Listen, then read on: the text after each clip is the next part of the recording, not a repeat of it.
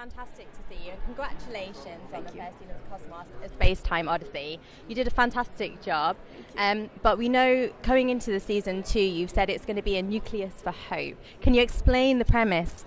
Yes, actually I call it season 3 because the first Cosmos, a personal voyage that Carl Sagan and I wrote with Stephen Soter. Season 3 has a nucleus of hope because we're living in, I think, the darkest times I can remember since I was a child, and that's a long time ago. And one of the things that's happened in our national public life, I can't speak for other countries, is the debasement of accuracy, of truth. And I'm not talking about ultimate absolute truth. I'm talking about just, something that comes in glancing contact with what's real. And so, for me, the beauty of Cosmos is that we are envisioning the future we can still have. Not if we ignore climate change and all of the things that the scientists are telling us, but if we were to awaken, the future we could have is even brighter than the one that I remember as a child that we've lost. We live in a dystopian society. It's currently dystopian, and its vision of the future is dystopian because it's a reflection of reality. We don't see how we get from here to there. And Cosmos, among its many gifts, I think, is that it has a vision of how we get from here to there and how we begin to discover the possible worlds of the cosmos.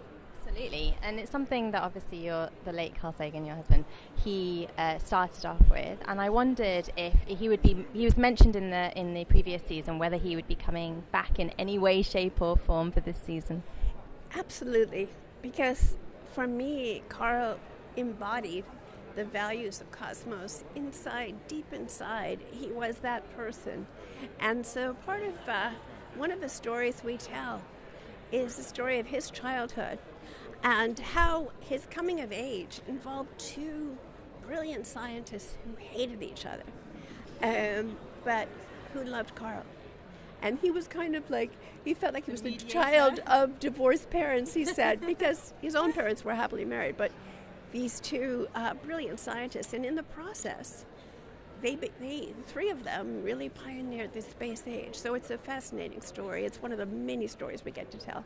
One of the things I love is that you do tell the biographies, essentially, of lesser-known scientists. Is there any one particular, is there any sort of way in which you sort of research them and decide on whose story you're going to tell?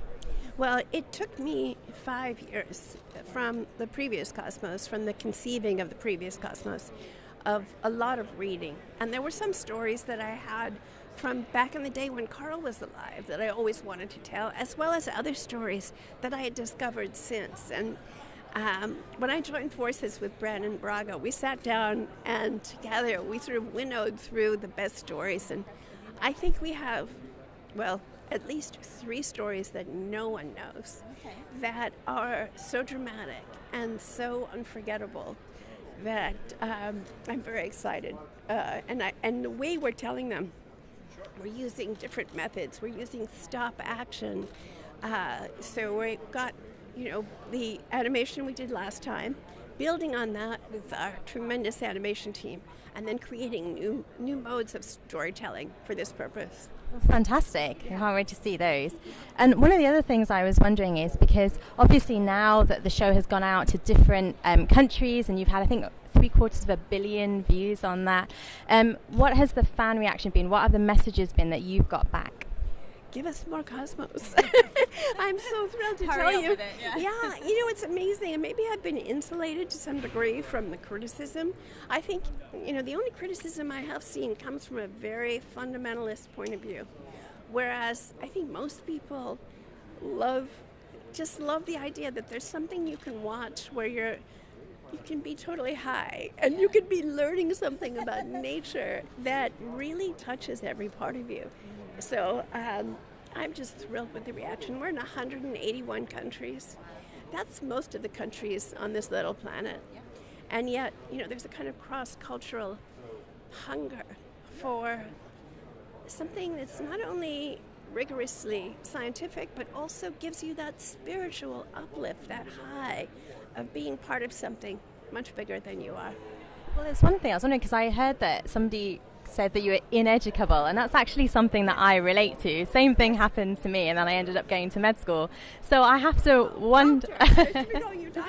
Not at all. And I was wondering, how do you pitch such a show that's going to cover such a massive part of the population and yet make it sort of accessible in a way and something that everyone can learn from? Well, I have one rule of thumb, which is if I don't understand this scientific concept, no one else will. Right. And so because I was deemed ineducable in high school by a physics teacher who was absolutely unequivocal, no hope for you, I feel it's such a triumph, actually. I was very lucky, and the only reason I think I got here was because of a tremendous amount of good fortune. But still, but I think if I was not really ineducable, no one is. Right. Everyone can learn. And one of the things, obviously now we know that you've done a fantastic job at educating us. You've won 4 Emmys. Everyone always wants to know, where do you keep them? Well, I only have one. Okay. 2 of them belong to the great Alan Silvestri, and one of them belongs to our sound engineer from A Space-Time Odyssey. I got the writing one, which I share with Steve Soder. I'm so proud. I keep it right by my writing desk, and it's very important to me because I was a school dropout, because I was deemed ineducable, and to me, it's actually my certificate of graduation, or that I look at it and it reminds me. I used to be that the thing that made me feel like I knew what I was doing was Carl's admiration. And I thought, wow, if he thinks I'm really brilliant, then I must be brilliant no matter what anyone says. But now I look at that Emmy and the Peabody, and I just think to myself, well, you've done it. I'm happy. I'm very lucky. Well, there's lots of people that admire you now. One of the reasons Seth MacFarlane worked with you is because he admires your work, and also Neil as well. And I was wondering what Seth's role is in this season. Enormous. Without whom there would be no Cosmos. There would not have ever been a Cosmos, A Space-Time Odyssey, and certainly not the one Cosmos Possible Worlds.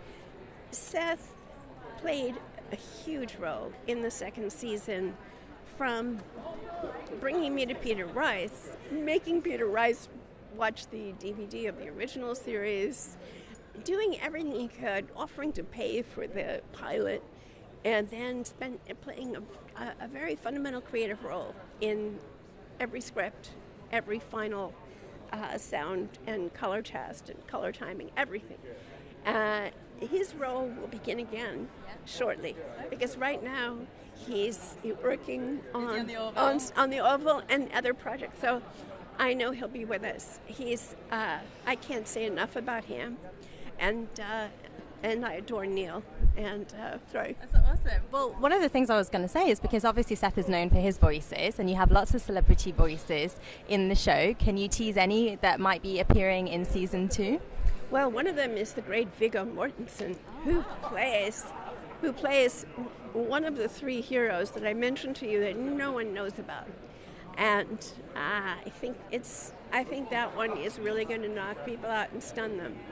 He's so magnificent, and he did more than everything that we hoped for in order to bring this character alive. Well, thank you so much for talking to me. And as I said, I'm a fan. And from the fans in England, a small thank you. Some jelly babies. I understand Americans love those. So sweet.